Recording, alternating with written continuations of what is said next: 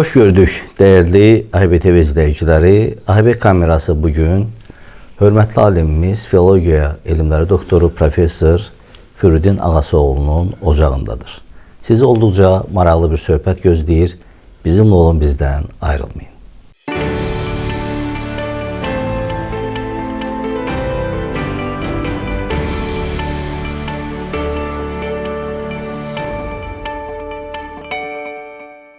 Firidun müəllim, hoş gördük sizi. Hoş gelmişsin. Sağ olun, var olun, teşekkürler. Firidun müəllim, bu günlərdə təbii ki, vətənimizin güneyindən də həyəcanlı xəbərlər almaqdayıq.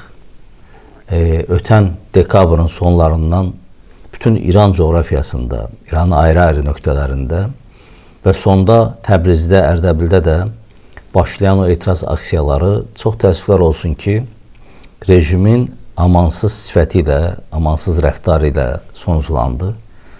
Bütün o 85-90 milyonluq bugün əhali yas içindədir. Amma analitiklərin fikrinə görə və illərlə bu yolda əmək verən insanların düşüncəsinə görə rejim artıq legitimliyini itirib və kənardan görünən də budur. Və uzun çəkməyəcək ki, bu rejim tarixə qovuşacaq. Artıq 47 ildir ki, İran İslam Cumhuriyyəti yaranıb və İran İslam Cumhuriyyəti Cumhuriyyət qaydalarına riayət eləməyib. Yəni bu bir diktatorların, avtoritar rejimlərin də özünə məxsusdur. Siz də uzun illər bu sahədə düşüncələriniz olub, fikirləriniz olub. Elə biz söhbətimiz verilişdən öncəki söhbətimizdə də qeyd elədiniz ki, vaxtı ilə Təbrizə 2 nəfəri buraxmadılar. Biri mən idim, biri də o dönem Prezident Heydər Əliyev.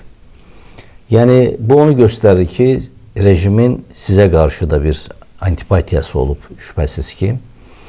Siz necə düşünürsünüz? Bugün İranda baş verənlər hara qədər davam edə bilər? Bu proses gerçəkdən rejimin süqutu ilə nəticələnəcəkmi?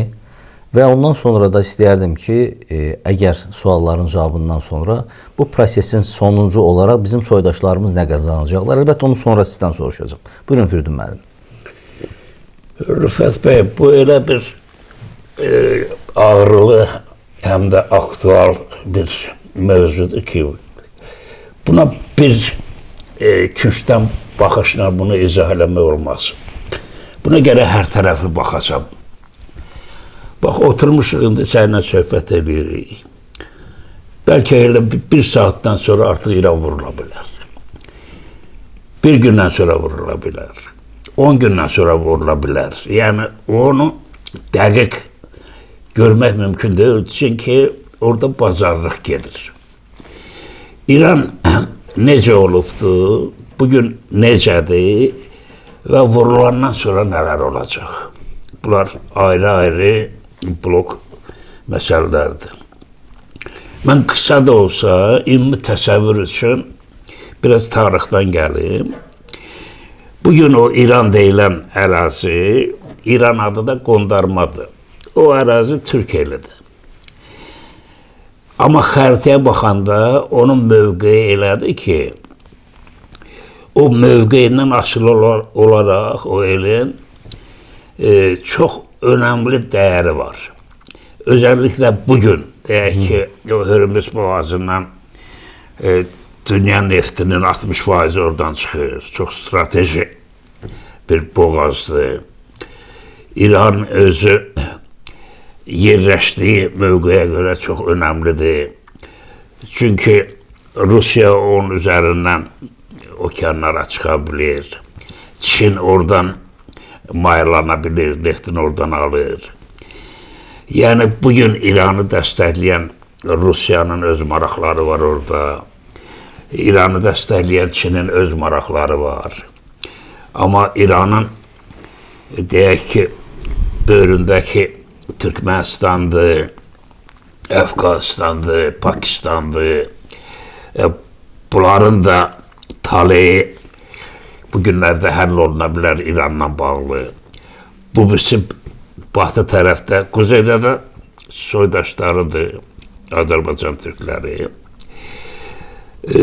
Sol tərəfdə də, yəni qərb tərəfdə Arada bir Kürt zolağı var. Sonra Türkiye gelir. Ondan aşağı Türkmenler yaşayan bölgeler gelir. Ve Irak gelir. Irak Ərəbləri de Xuzistan Ərəblər. Kürt zolağı dediğiniz hansı bölge nəzərdə? Ora geleceğim. Aha, Ora geleceğim. Bu saat o zolağın talayı həll olunur. Yani xəritəyə baxanda İran deyilən o Türkiye'li xəritəsinin mühüm bir coğrafi mövqedə olduğunu görməmək mümkün deyil. Amerika nə istəyir? Başta Trump olmaqla. İsrail nə istəyir? O Doğu qonşuları olan Ərəb ölkələri, Saudiyyədə Birləşmiş Ərəb Respublikaları onlar nə istəyir və Türkiyə nə istəyir? Birləşmiş Ərəb Əmirliyi. İsrail nə istəyir? Başa düşürsən? Bu coğrafiyada çoxlu cəzb edici və həyat əhəmiyyətli məsələlər var bu qonşuları ilə o coğrafiyanın əlaqəsi. Ona görə hərəsinə ayrı-ayrı baxmaq lazımdır. Məsəl üçün, qısa da olsa deyim, Türkiyə bizim canımız, ciğərimizdir. Bir millət, iki devlətik. Güney Azərbaycanda da dövlət olsa artıq olacaq bir millət, üç dövlət. Yəni bu qədər yaxınıq. Amma Türkiyənin Güney Azərbaycan baxışı həm çox yanlışdır, həm ziyanlıdır, həm də bizə sərfəli deyil. Onu biraz açacağım onu, açacağım. Yəni Türkiyə elə deyir ki, İraq parçalandı, növbə keçirdi Suriyə, sonra İrana, İrandan sonra da Türkiyəni parçalayacaqlar. Bunun qafalarında oturduqlar, o BOP projesi ilə bağlı. Mən dövlət rəhbərləri ilə, o siyasi liderlərin bəzilərindən bu mövzunu söhbət eləmişəm. Türkeşlə saatlarla oturup bunu müzakirə eləmişik. Deyirəm, sizin Güney Azərbaycana münasibətiniz niyə belə soyuqdur? Yəni o dönemdə də analoji vəziyyət idi. Bu dərəcədə gərgin deyildi, amma hadisələr gedirdi də. Yəni o PKK-çılar... Demək istəyirəm, milliyyətçi camiənin, Türkiyə dövlətinin, Türkiyə ictimai fikrinin Güney Azərbaycana münasibəti o dönemdə də indiki kimi idi, eləmi? Dəyişməyib. Aydın. Dəyişməyib. Bunların beyninə yer edilib ki, yəni Güney Azərbaycanın ümumiyyətlə indiki İran deyilən ərazini bunlar özlərinə yad bir ünsur sayılır. Yəni Güney Azərbaycanda dövlətin yaranmasından sonra Türkiyənin parçalaması ehtimalı var. Belə bir düşüncə var. Elə beyinlərinə elə yer ediblər. Rəhmətli Türkeş deyəndə ki, bu bütün dövlət başçılarının, dərin dövlətin gəldiyi qərardır ki, biz İranın parçalanmasını istəməməliyik. Çünki sonra növbə bizə gələcək. Mən də xırdaladım. Dedim, gün gələcək, bugün o doğuda yaşayan Kürtlər ki var, bugün onlar bir şey eləyə bilmir. Niyə? Çünki onlar bugün dövlət qurmaq istəsə, Türkiyədən torpaq götürməlidir, İrandan götürməlidir, İraqdan götürməlidir, Suriyadan götürməlidir. Bu, onlar üçün mümkün olan şeydir ki, 4-5 dövlətdən torpaq alıb özünə dövlət quracaq. Mümkün olan şey deyil. Baxmayaq ki, bunu istəyənlər var. O BOP projesi də bunun üzərində qurulub. Bugün bu mümkün deyil. Amma sabah elə bir vəziyyət yaranar ki, siz məcbur olarsınız, mən deyəni artıq onda başa düşəsiniz. Söhbət nədən gedir Rüfət bəy? Mən rəhmətli Türkeşə dedim ki, qardaş, bu Kürtlər dövlət istəyir də, varlar da dövlət. İraqın quzeyində Bərzani dövləti var. İraq da tanıyır onu.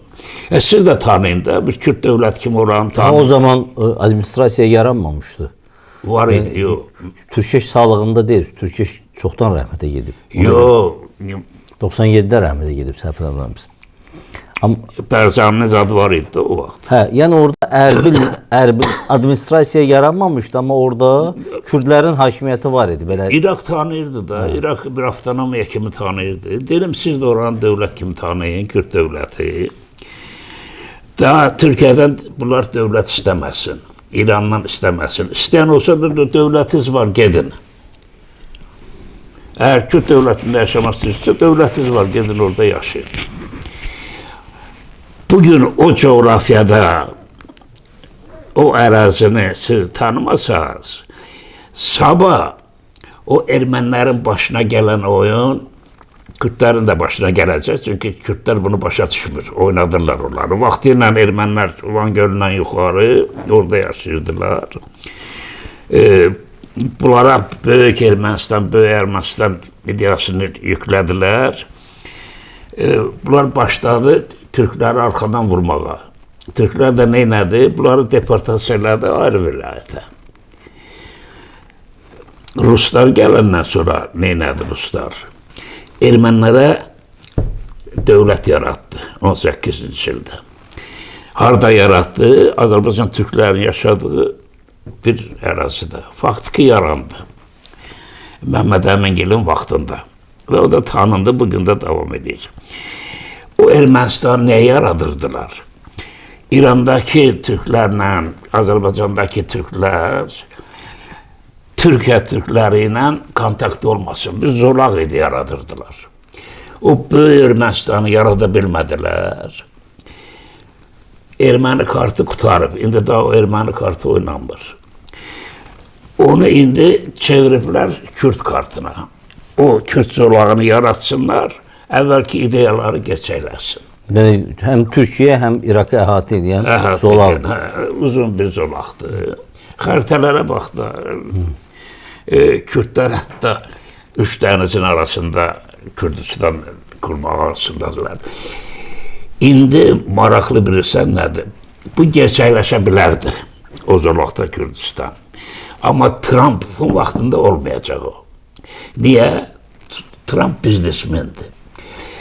Trump bir yerə ki, pul qoyursa, onun iki qatını oradan almaq üçün onu qoyur. Açıq deyir də, deyir, neçə illərdirsə silah veririk, pul veririk, hər şərait yaradırıq. Xeyrimiz nədir? Özü üçün dolanırsınız, nə bilmirsiniz. Kəsdim bunu. Ona görə Suriyadan təmizləndi bu Kürdlər. Onda deyim ki, Türkiyə burada çox zəiflik göstərdi. Baxmayaraq ki, Suriyanı Kürdlərdən azad elədi və Əşşara müqavilə bağlayanda birinci özləri, ikinci də Kürdlərə imtiyazlar verdi. Halbuki Suriyada yaşayan Türkmenlərin sayı oradakı Kürdlərdən 2 dəfə çoxdur. Amma çoxsu assimiliyasiya olunub, təəssüflər olsun ki. O belədir bəy, təxminən 5 milyondur. Onun 1 milyonu dilini itiribdir, ərəbləşib, amma 4 milyonu... Bayır-bucaq türkləri biz deyir də, onlar aşağı yox. Tək onlardır, bütün Türkiyə sınırı boyunca gəlir.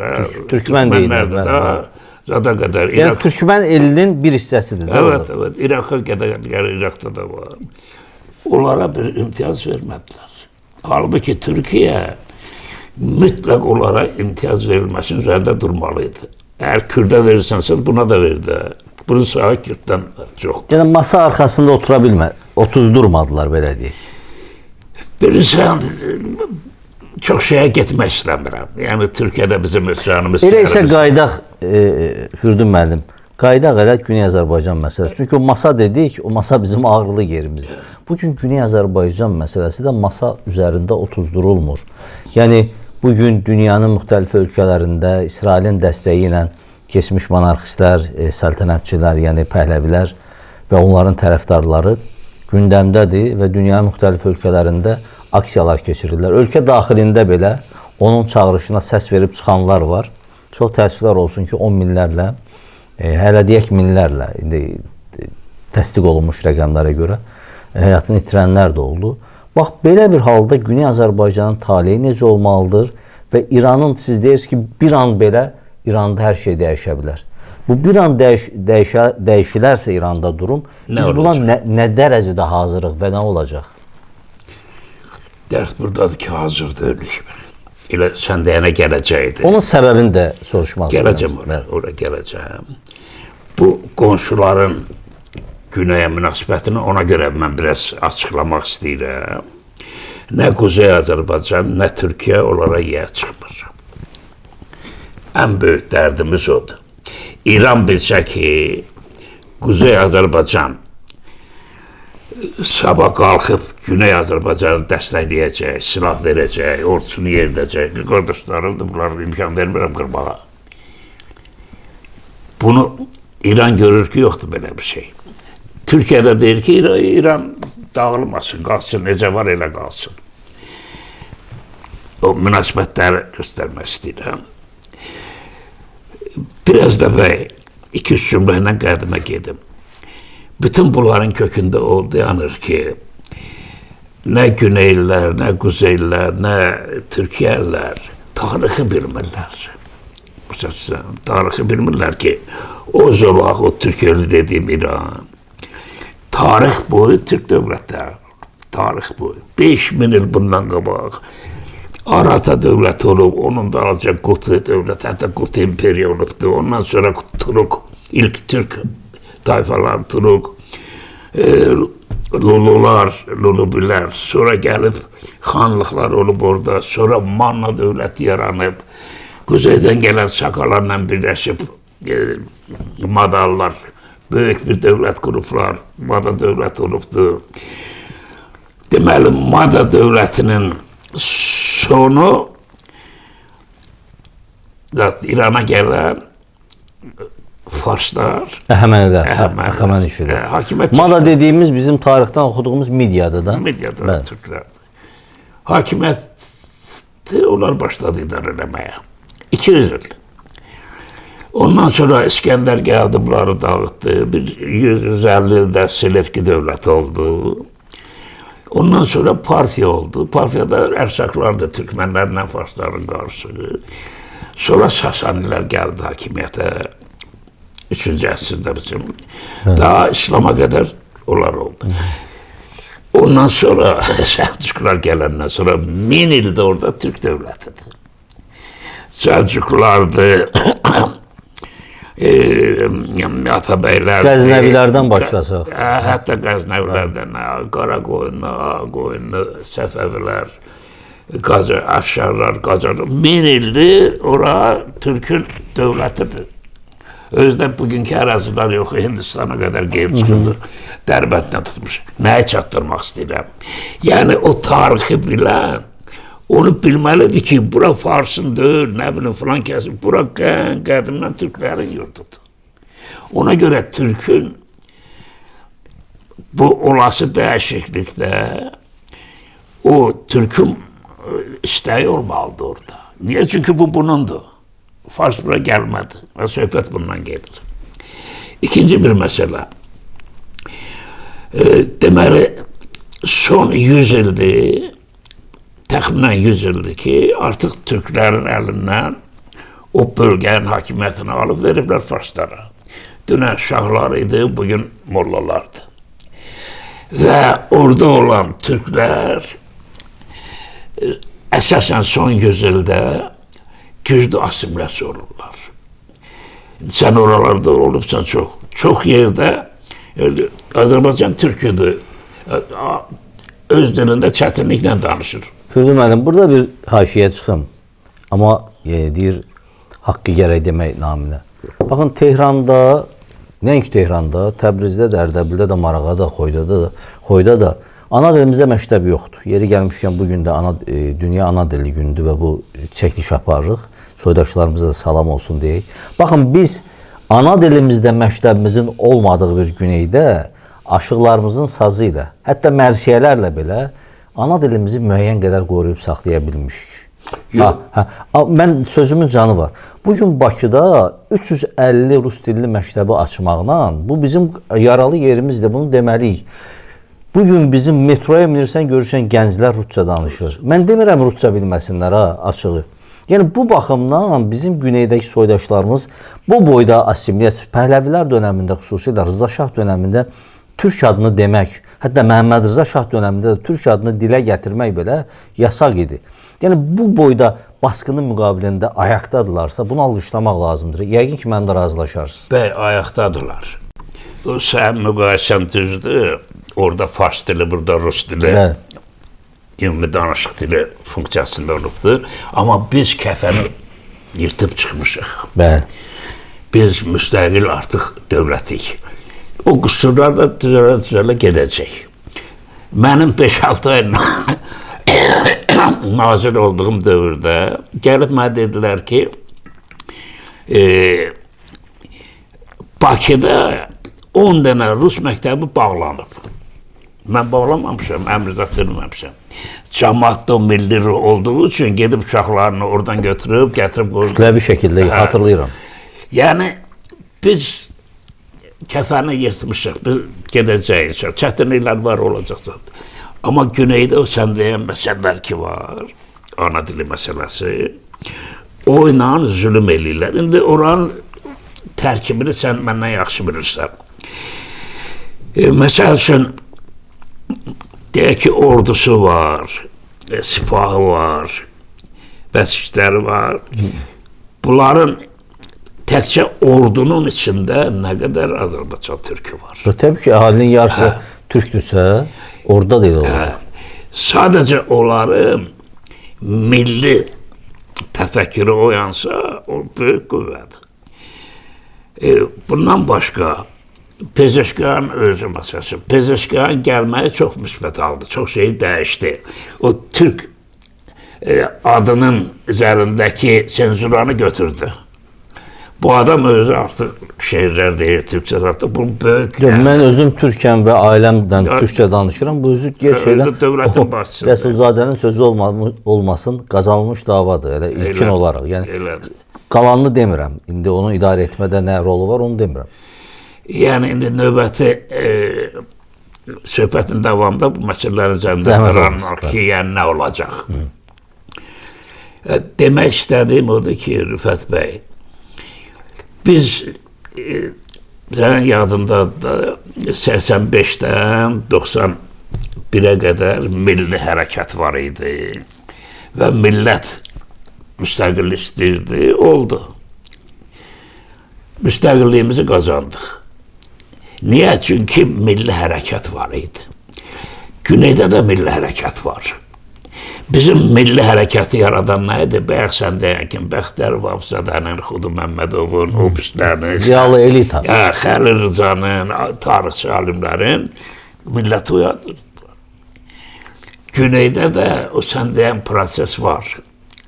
Məsəl üçün, şeirlə, sazla, musiqi ilə toplam. Amma o siyasi axara çevrilə bilmir. O romantik dönəmdir. O lazımdır. O milli ruhu saxlamaq üçün biz də o yolu keçmişik. Sadəcə təşkilatlanmırlar. Lider yaranmır.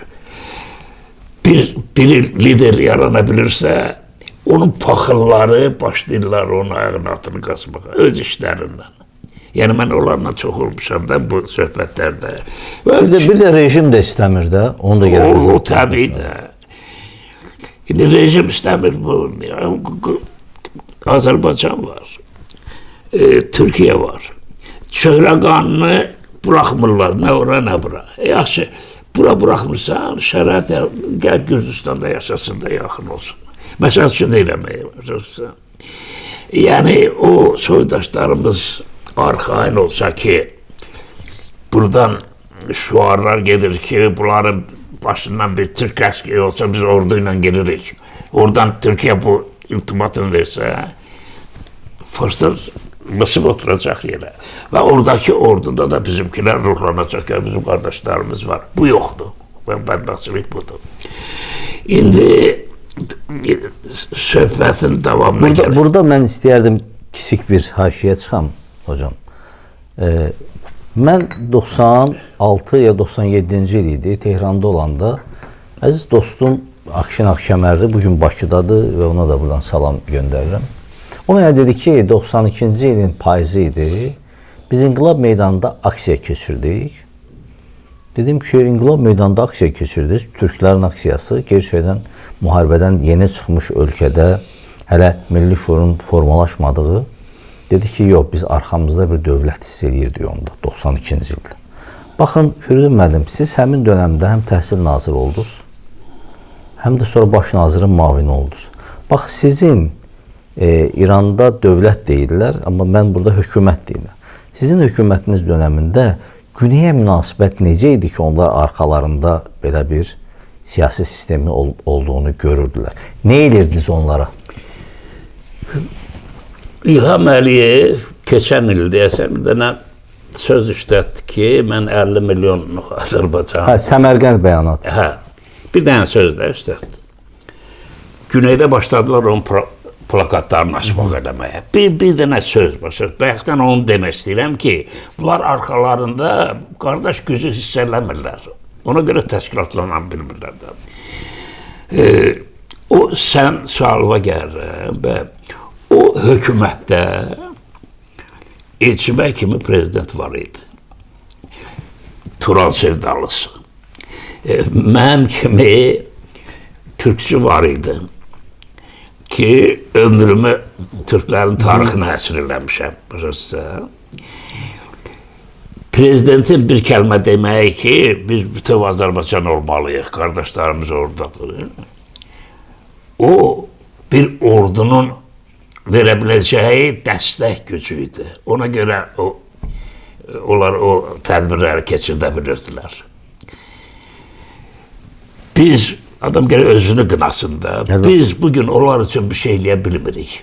Həm burada əlimiz bağlıdır, həm də orada əlaqələrimiz yoxdur. Məsələn, mən oraya gedəm. İndi Nemət kimilər çıxıb, başlayır ki, mən gedəcəm orada zatılıb. Sən burada cəmaat apardın, qırğına verdin.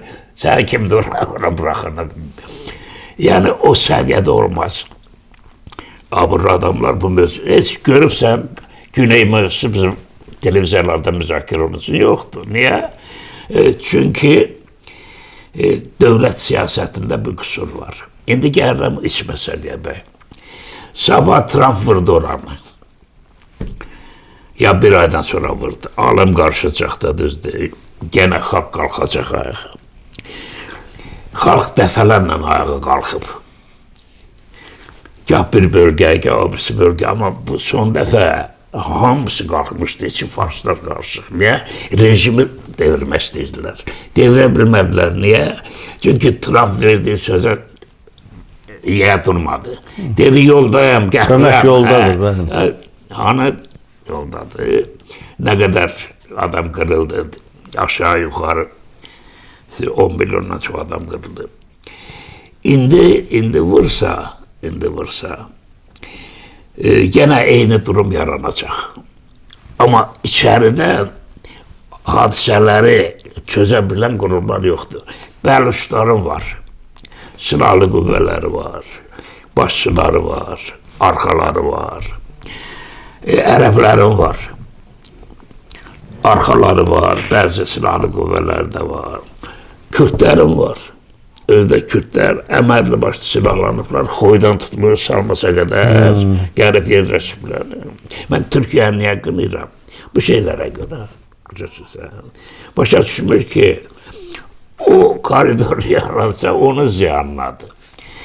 Əgər Güney Azərbaycan azad olsa, biz neyinirik Zəngəzur dəhlisinə. Elə yolu güneydən birbaşa quru yoldan gedəcək də. Bu boyda zıppıltı nə lazım ki, Trump yolu olsun, körpüsü olsun, bura nə bilim nə olsun, Rusiya orada mani olsun, İran. Qardaş, bu məsələ həll olunanda o avtomatik həll olunur. Özdə daha yaxşı. Birbaşı Bakıya gəlir, birbaşı Türkmənistana gedir. Deməli, əzim, Güney Azərbaycanda ən böyük qüsur oldu ki, milli ruh var. Bugün Güney Azərbaycanda olan milli ruh Türk ölkələrinin heç birində yoxdur. Nə bizdə var, nə Qazaxda var, nə Anadolu'da var. Təbrizdəki o milli ruh patologdadır. Patologdadır. Amma nə yazıq ki, o rejim imkan vermir ki, bunlar təşkilatlansın. Bunlar silahlana bilsinlər. Bunu təşkil edən yoxdur. Mən dəfələrlə demişəm, sifariş göndərmişəm ki, ablam, yola gedin. Güneylilər neynir? İndi ən çox diasporada olanlar məsələlərdir. Biri deyir, zad olsun. İstiqlal. Biri deyir istiqlal, biri deyir federasiya. Biri deyir elə bütöv dövlət olsun, biraz muxtariyyət versinlər. Yəni, fikirləri də üstündə gəlir. Orada bir də var. Bütöv İranda Türklərin egemenliğində hakimiyyətini bərpa eləmək.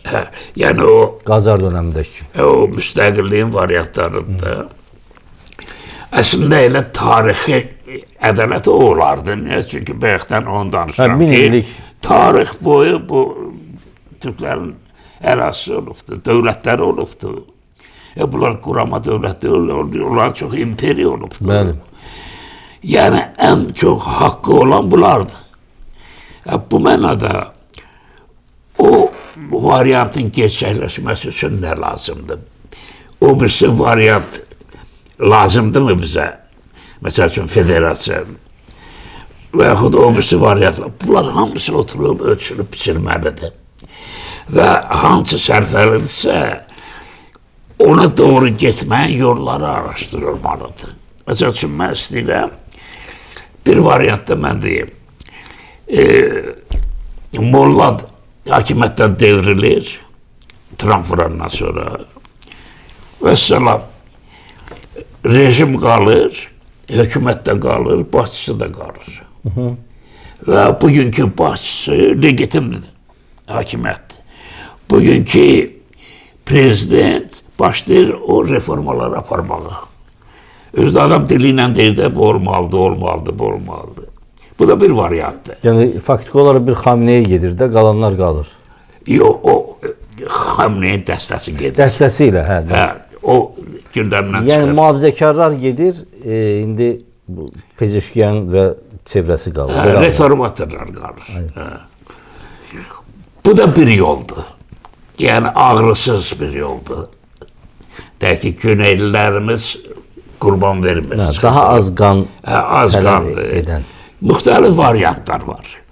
Oturub o variantları çözən uzmanlar lazımdır. Yoxsa hərəsi bir partiya yaradır ki, mən buyam. Nə yaxşı ki, bir dənə ortaq bayraqda qəbul eləyə bildilər. O çöhrə qanıqlı bayraq. O da mübarizə bayrağıdır da, şübhəsiz. Amma burada bir məsələ var hocam. Madam ki, bu mövzunu siz açdınız. Biz məntəqədə bayaqlar qeyd etdiyiniz kimi yaxın perspektivdə nələrin baş verəcəyini proqnoz edə bilmirik. Çünki dünyadakı siyasi proseslər elə yöndə inkişaf edir ki, məsələn, bir gecənin içərisində baxmayaraq ki, adam diktatordur, avtoritardır filandır, gedib onu yatağından götürürlər belə. Yəni, belə bir hal olduğu bir dönəmdə məntəqədə xüsusilə bizim regionda nə istəsən baş verə bilər. Və bu baş verəcəksə, bəlkə bizim A, B, C, D variantlarımız olmalıdır. Məsələn, istiqlalı əldə edə bilmiriksə, bir federasiyanı əldə edək. Bəlkə onu əldə edə bilmiriksə, dilimiz rəsmləşsin. Dil də bilirsiniz də, Heideggerin məşhur ifadə dil varlığın evidir. Sizin yanınızda cəsarət olmasın bir dilçi kimi. Hər şey dildən başlayır. Dili olmayan, İranda o farsların məşhur ifadəsi var. Deyir ki, Azərbaycan İranın başıdır. Amma dilsiz başı olar mı? Bu da var. Elə deyilmi? Bax, necə düşünürsünüz? Bəlkə bu variantlar müxtəlifliyi vaxtında daha effektiv ola bilər. Nəinki bir yolu seçmək. İndi bilsən Rüfət bəy, yəni proqnoz vermək olmur da hansı variant ola bilər, niyə? Çünki bu indiki Amerikanın bura marağı o birisi müharibələrdən, savaşlardan tamam fərqlidir. Çünki bunun başında Trump durub. Trump da hər şeyə biznesmen gözü ilə baxır. Trump deyir ki, balam, Amerikanın büdcəsi boşalır. Trilyonlarla borcumuz var. Nəyə görə? mən gedib kimə kömək eləməliyəm, nə bilim, hara xərcləməliyəm, öz əhalim gəlir özümüzdə qalsın. Bu təfəkkürlə məsələlərə yanaşır. Onun İrana hücumu da İran əhalisinin demokratik duruma keçməsi məqsədidir daşımır. Trump üçün maraqlı deyil, orada hakimiyyətdə bir keşişdir, ya molladır, ya diktatördur. Onun öz maraqları var ona girməyə. Çünki girib o neftə kontrollük eləmək istəyir, payını almaq istəyir. Hətta Britaniya son günlərə qədər bu məsələyə qarışmırdı. Artıq aralarında nə söhbət olubsa, Britaniyada hiss olunur ki, artıq qoşulur bu işə. Britaniyanın da bilirsə də dünya düzənini çizən qatlardır. Yəni, bunlar hansı maraqla gəliblər? O marağın orada törədəcəyi durumdan asılı olacaq o variantlar. Və bu İranı bombalayandan sonra orada hansı durum olacaq, onu təsəvvür edə bilmirik. Niyə? Biz bilmirik ki, Rusiya orana göndərib, Çin orana göndərib. Və Türkiyə hansı yolu tutacaq, İsrail'də oranı vuracaq mı, yoxsa qorxusundan oturub səsini çıxartmayacaq. Bunları biz bilmirik. Bunlar hadisə başlayanda artıq analiz vermək olar ki, bu belə olacaq, belə olacaq, belə olacaq. Mən şəxsən, məsəl üçün o Pezeşkan variantını dedim, ən pis variantlardan biri olsa da, amma hər halda qəbul olunası bir zatdır, mümkündür. Yəni, real görünür. Real görünür və o birinci mərhələdir. Onun dalınca ikinci mərhələ gələ bilər. Üçüncü mərhələ gələ bilər. O bayaq milli ruhdan danışırdıq. Bu Güney, sən oranı yaxşı tanırsan. Rəhmətli Zeytabı getdi onları oyatdı onları. Neylədilər? Gedib evində öldürdülər. 98-ci ildə. Ondan sonra o işi mən davam elədirdim. 4 il canlı verilişlə Güney'e müracaat edən 4 il. Günas TV'də. O milli bunların tarixini kimdir, bunlar nədən nəzsinir. Bəli, xatırlayıram o dönəmi. Və 100'ə yaxın videosu var, elə paylaşırlar. Və onda deyim ki, artıq Güneydə elə ziyalılar yetişib ki, alim kimi, həmin sahədə olan bizim alimlə onu yanaşı qoysan, onlar daha üstədir, təsəvvür etsən. Talantlı millətdir. Çox şükür. Və Avropada, Almaniyada, orada burada gedib işləyən həkimlərdən əksəriyyət oradan çıxanlardır. Çünki bu millətin genində var o talant.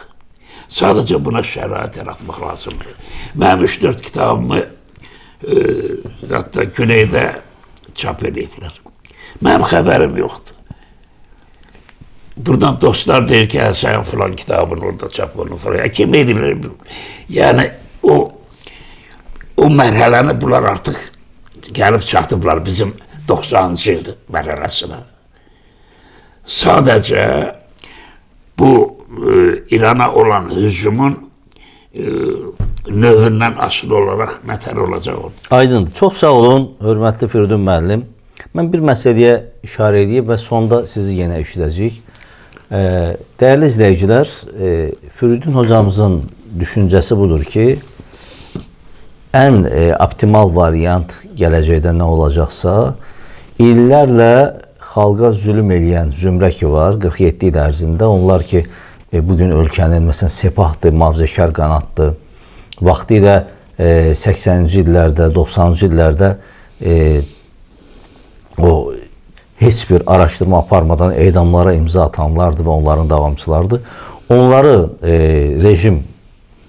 mövcud rejimdən silib atmaq və indiki prezident ki seçilib, onunla müvəqqəti olaraq yolu davam etmək. Mən düşünürəm ki, sizin dediyiniz nə qədər real olsa da, artıq İranda bu minlərlə qırğınlardan sonra Pezeşkiyanın verdiyi bəyanat ki var idi və əslində biraz haqq qazandırdı. O da vəzifəsinə görə haqq qazandırdı. Bundan sonra biraz real olmaya bilər, amma hər halda hörmətli Firidun müəllim bununla bağlı bir təklif irəli sürdü. Bunu da gələcək göstərər, amma sonda mən istəyərdim ki, buradan, bu verilişimizin sonunda bizim həm Güney Azərbaycandakı soydaşlarımıza, həm də Güney Azərbaycan adına dünyanın müxtəlif ölkələrində fəaliyyət göstərənlərə bir müraciətinizi eşidək. Biz artıq 21-ci əsrdə yeni bir dövrdə yaşayırıq ki, bu dövr Türk dövrüdür. Yəni o Türk dövlətləri birliyin yaranması, Turana doğru gedən yol və müstəqil dövlətlərin yaranması bu əsrdə bu yeni bir çağdır Türklər üçün. Ona görə 21-ci əsrə, hələ biz keçən əsrdən deyildik ki, Türk əsri 21-ci əsrdən başlayır. Qardaş, Yahudilərin diasporu var, Ermənilərin diasporu var. Güclü diasporası. Bizim də var diaspora. Onların gördüyü işlə bizim diasporanın gördüyü işləri müqayisə edəndə adam dəhşətə gəlir ki, qardaş, bunlar millət üçün işləyir. Bizimkilər anti-millət üçün işləyir. Məsəl üçün, deyək ki, Baltik ölkəsində bir diaspora yaranıb. Milli adamlar da yığışırlar, Azərbaycanlar yaradırlar. Dərhal buranın diaspora rəhbəri ora bir adam göndərir, ona alternativ birini yaradırlar. Ki bizdən asıl olsun. Qardaş, sən əksinə diaspora, sən elə adamlar qoymalısan ki, bura üçün bir yararlı olsun da. Yəni bu son günlərdə baş verən hadisələrin də kökündə diasporanın böyük günahı var. Bu mənada nə demək istəyirəm bə? Bütün Azərbaycan türklərinə buradan müraciət edirəm. Türk qardaşlarıma da müraciət edirəm ki, Avropada ən azı bir 10 milyon türk var. Qardaş, birləşin də həm Türkiyə problemlərinə dəstək verin, həm Kuzey Azərbaycan, həm də Güney Azərbaycan. Və bunu da eləyə bilərlər. Orada milyonerlər də var. Sənətkarlar da var. İmkanınız var da. Siz bir diaspora cəmiyyəti yaradıb Güney Azərbaycana siyasi, mənəvi, maddi yardım eləsəz, o hökumət sizə deyəcək ki, bunu eləməyin. Yəni bu şəraitdən istifadə eləsinlər.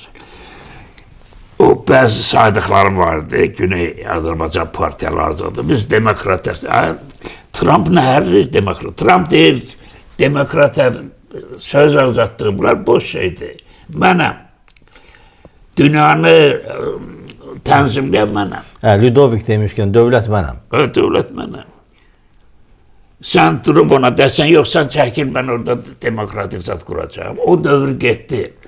Kim güclüdür, onu sözü keçəcək. Mən də təklif edirəm ki, birləşin güc olaq. El bir olsa, zərbi kərən sındırar. Bunu 1000 ildə bizim babalarımız deyir. Çox təşəkkürlər. Elə el bir olsa zərbi kərən sındırar. Hörmətli Firdun müəllimin bu ifadəsi ilə, daha doğrusu işlətdiyi ifadə ilə ki, bizim əsrlərdən süzülüb gələn atalar sözümüzdür. Bir birlik çağrısı ilə buradan soydaşlarımıza salamlarımızı və sayğılarımızı göndərək və Firdun müəllimə təşəkkür edirəm bugünkü verilişə görə. Biz bugün vətənimizin güneyindən soydaşlarımızın haqlı mübarizəsinə bir dəstək, kiçik də olsa bir dəstək olaraq söhbətləşdik. Ağsaqqal sözünü sizlərə təqdim etdik və bu inanırıq ki, vətənimizin güneyində soydaşlarımız haqq etdikləri deyək məqamı, haqq etdikləri o hüquqları əldə eləyəcəklər və bizim də onlara mənəvi dəstəyimiz hər zaman olub. Bu həm də soydaşlıq borcudur, həm də şəxsən mənim üçün vəfa borcudur. Sağ olun, sağlıqla qalın.